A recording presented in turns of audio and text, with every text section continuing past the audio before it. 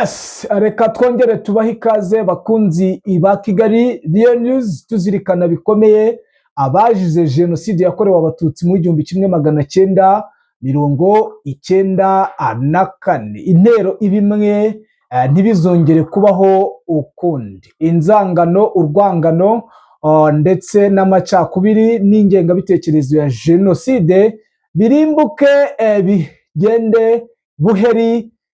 Ni munyemerere rero tuze tujye kuri updates, ariko murabizi ko muri ibi bihe tuba tugomba kwibukiranya ibyagiye biba, ndetse kuko buriya kwibuka ni ukuzirikana bikomeye cyangwa byimbitse ibyabaye, kugira ngo rimwe na rimwe hatabaho guteshuka cyangwa kongera gusubira mu byabaye. Ariko murabizi neza ko tuba tubazaniye updates ku butaka bw'igihugu cya Repubulika ya Demokarasi ya Kongo. Umuroko wanjye Efoma ampamagaye ambwira ko ibintu bigeze iwa Ndabaga. Ingabo za P5 bivugwa yuko kuva ku munsi w'ejo zinjira mu gace k'Indondo ya Bijombo. Biravugwa yuko bakomeje operasiyo zigiye zitandukanye. Nibyo tugiye kwibandaho, aho turi bumuhamagare akaduha byinshi biri kubera ku butaka bwa Repubulika Iharanira Demokarasi ya Kongo. Nyamuna imvugo mbi cyangwa ibikorwa bibi nabyo bishobora guhembera amacakubiri. Izi ni zimwe mu mbwirwaruhame zakoreshwaga n'abayobozi, ndetse turi burebere hamwe uko byari byifashe nuko byari bimeze mbere y'uko na jenoside iba. Abahakana cyangwa abapfobya jenoside yakorewe abatutsi bashobora kuba bafite ikibazo gikomeye cyo kutuzirikana amateka. Ni munyemerere rero tudatinze tuze turebere hamwe updates zituzanye ku butaka bwa Repubulika Iharanira Demokarasi ya Kongo. Ariko mbere na mbere reka nkushimire weho wahisemo kubana na Kigali Real News, wifuriza amahoro y'Imana ndetse no kugubwa neza. Akandi nawe ukiza bwa mbere nta kindi usabwa uretse gukanda subscribe, bityo ukiyongera mu banyamuryango badahwema kumva amakuru acukumbuye kandi yizewe. Nyamuna nimwibagirwe gukanda like, kandi nibibakundira mukore na share, amakuru dutangaza agere henshi hashoboka. Ku murongo wa telefone rero ni munyemerere twakire Bwana Bizima. Bwana Bizima, wongeye kuramuka? Okay, neza. Bwana Bizima, mukanya urambwira ati ibintu byahinduye isura, ibintu bikomeje kuba bibi. Byifashe bite, bihagaze bite Bwana Bizima?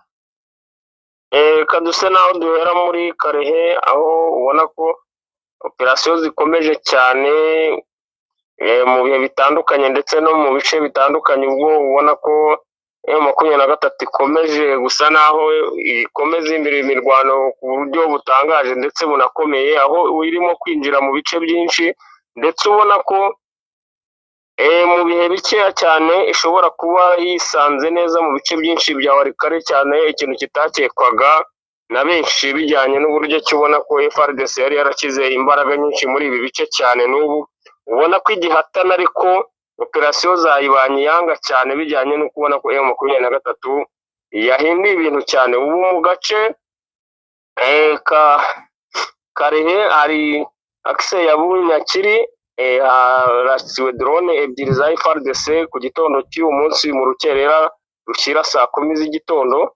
Izi zari drone zari zoherejwe ubwo ubona ko FARDC mu buryo bwo gusubira inyuma ku mirwano yari imaze iminsi igera muri ibiri ibera muri ibi bice, ndetse ubona ko M23 yari ifite umugambi wo kwinjira muri Bunyakiri cyane. Ubona ko hari ibice yari igiye gukatinga ndetse by'ingenzi bisa naho bihuza ibyerekezo bitandukanye, waba uva muri Warikare ndetse uninjira muri Sud Kivu mu bice by'inyuma ya pariki ya Kausibiega. Ubona ko hagenda haturuka support cyane z'umusada wa FARDC. Iyi rero iyi force yari igiye mu buryo bwo kugira ngo ikatinga ibi bice, ibuze umusada wari wose waza muri ibi bice.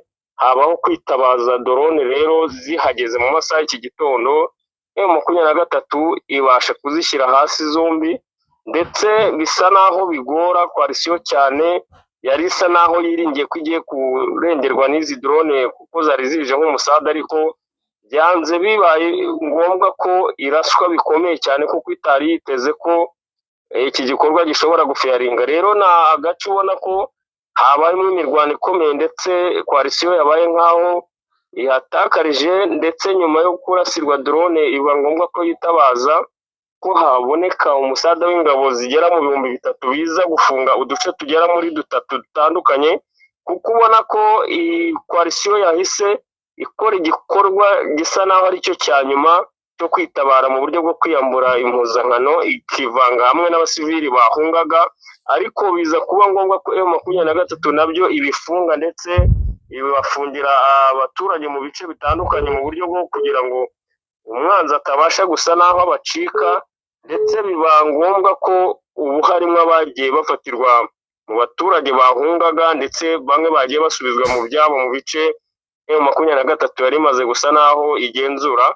Rero ni imirwano ubona ko isa naho iri kugora cyane koalisiyo bijyanye na operasiyo zikomeye ziri gukorwa na M23, kandi ku ngabo nkeya ziringaniye rwose udashobora gukeka ko zakora ibikorwa nk'ibi, kuko iyi koalisiyo bari basa naho bahanganye iri kubarirwa mu 3,300, ndetse basabaga sapoti y'ibindi 3,000, ariko ukaba ubona ko bibi by'ubusa, bagakomeza gusa naho bagenda batakaza cyane.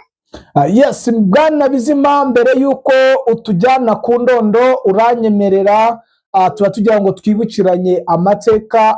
Turi mu bihe bigoye byo kwibuka abazize jenoside yakorewe abatutsi mu gihugu cy'u Rwanda. Urihangana, turagenda twumvaho n'amateka yaranze ibi bikorwa ndetse n'imvugo z'urwango. Ubwo uranyemera mbere yuko tujyana ku ndondo aho wambwiye ko P5 ikomeje operasiyo mu bice bigiye bitandukanye, mbere yuko tujyanayo uranyemerera tubanze dutangaze imvugo zagiye zikoreshwa z'urwango ndetse zatumye n'umugambi wa jenoside ugerwaho.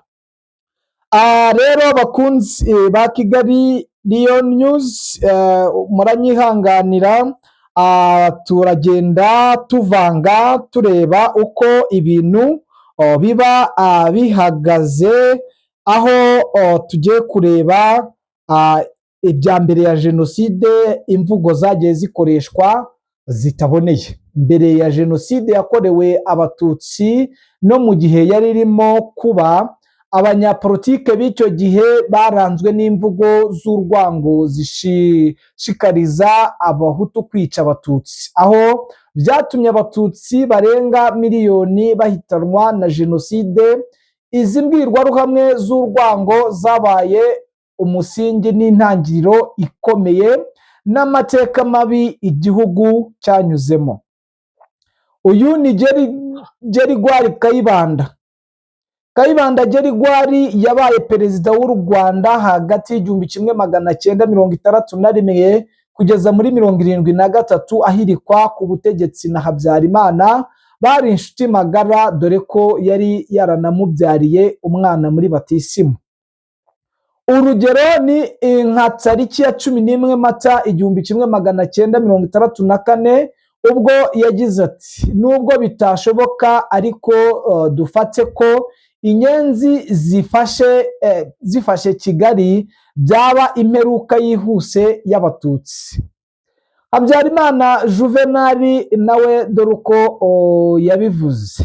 Habyarimana nawe yayoboye u Rwanda kuva tariki ya 5 Nyakanga 1973 kugeza ku ya 6 Mata 1994.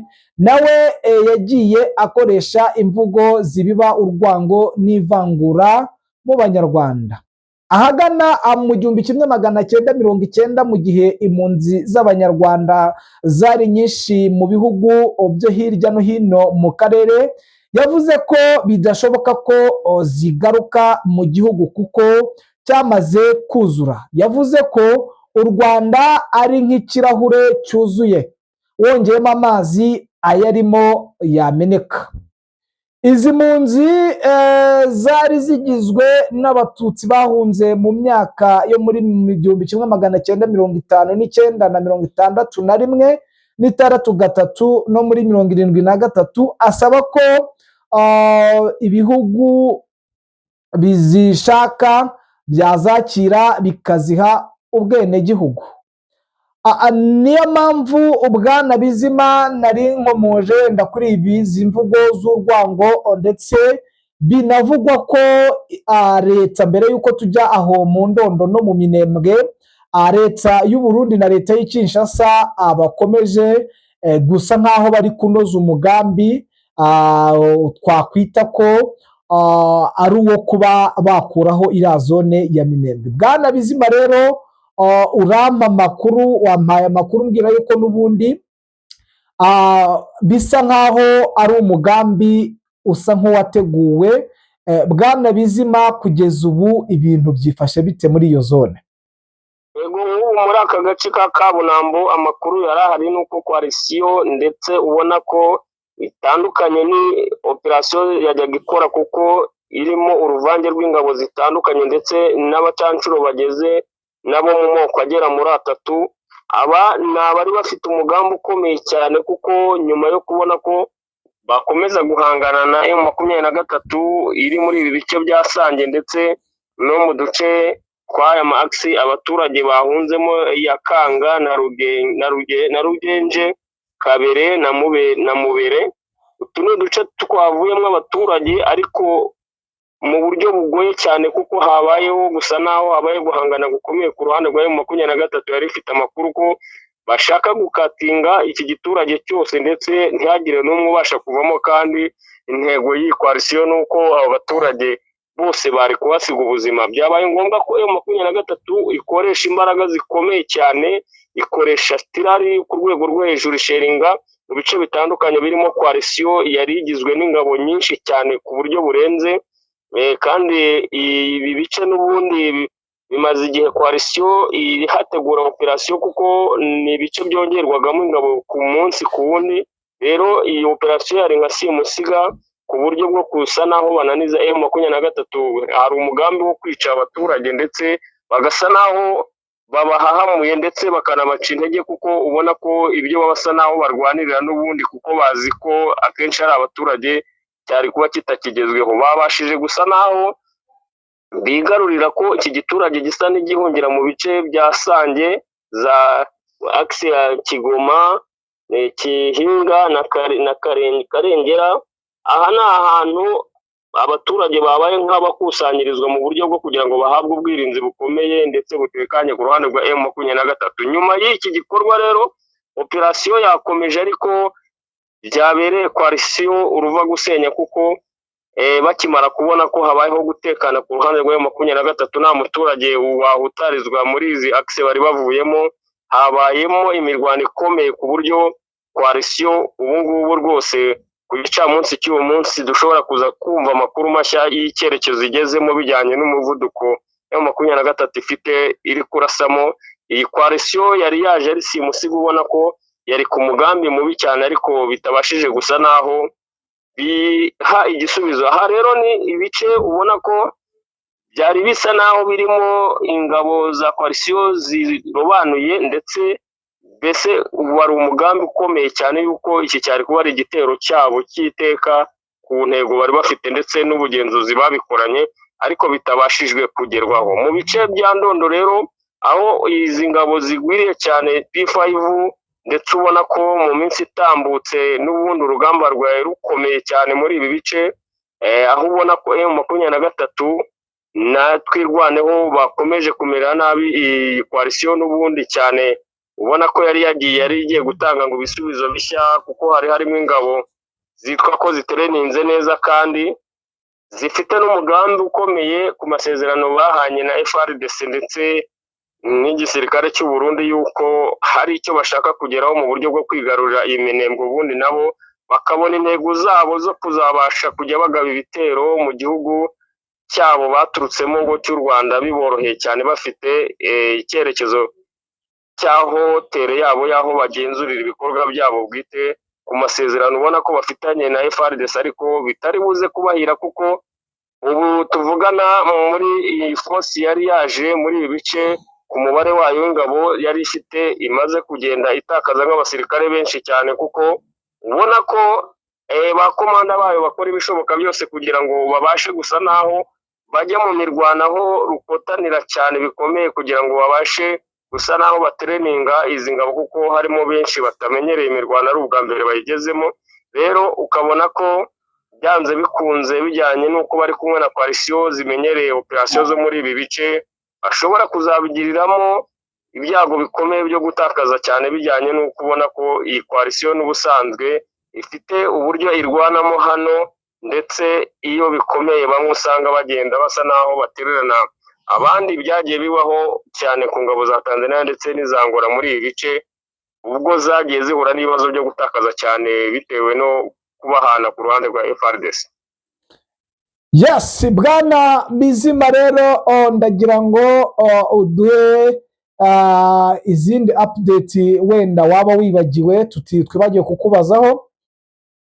Izindi ntabwo wanabivuga ngo ubisoze, kuko muri DRC ibikorwa biriho bya operation biri mu bice byinshi cyane, ariko by'umwihariko iki gice cya Sud Kivu ndetse na Nord Kivu ubona ko mu nce za Karehe ubu ngubu ariho imirwano cyane irimbanyije ku rwego rwo hejuru, ubwo ubona ko hari ibice M23 yari yigaruriye mu minsi itambutse. Ubona ko hariho coalition zongeye gusa naho zirema ku buryo zirimo kugaba ibitero cyane muri ibi bice zishaka gusa naho zabasha kuhigarurira, ariko biri kubagora cyane bijyanye n'uko ubu bwinshi bwa coalition biri guha igisubizo M23 ku mbunda z'umusada bari kubasha gusa naho babangiza cyane ndetse banabananiza bakoresheje artillery, ndetse ikabasha no kubarasira mu birometero baba batarabasha kugera kuri objective yaho bagiye kurwanira. Rero bikaba biri gusa naho bibaca intege cyane, kuko nk'ubu mu gace ka Rumbishi hari imirwano kandi imaze iminsi igera nko muri 5 ihari mu buryo bukomeye. Ubona ko basa naho bari gukumira ko M23 itakomeza kwa divasinga yinjira mu bice bya Butembo, ariko ubona ko ariyo ntego n'ubundi, kuko bari mu birometero bike aho bita za Shanji. Uyu ni umukandara ugenda ukabahuza n'iki gice cya za Katare n'aka gace kabereyemo imirwano haza Bunyakiri, ndetse ugakomeza n'inyuma ya pariki ya Kausibyega. Ubona ko ari ikintu cy'umushumi muremure cyane. M23 isa naho iri kwa divasinga yinjira muri Warikare cyane mu mashyamba ya Warikare akomeye, ku buryo kuba babashije kwinjizaho ingabo ziri hejuru y'ibihumbi 3 ntabwo ari ikintu cyoroshye kuba babasha gusohorayo izo ngabo, bijyanye n'amashyamba ariyo. Kandi mu makuru ahari yuko M23 yamajije kugezamo ingabo kandi zimazemo igihe kinini, ariyo mpamvu ubona ko FARDC ishaka gukora ikintu cyo kugota muri ibi bice byo M23 iri kugenzura. Yes, bwana Bizima, rero reka mushimire nkwifuriza kugubwa neza, n'ubundi uri bwongere update zo nakagaruka. Yego, murakoze. Namwe bakunzi ba Kigali Real News, reka tubashimire tubifuriza amahoro y'Imana, twihanganisha bikomeye abarwayi, abafite ibibazo, ndetse tutibagiwe abari muri zone y'intambara. Ciao, Imana ikomeze ibane namwe.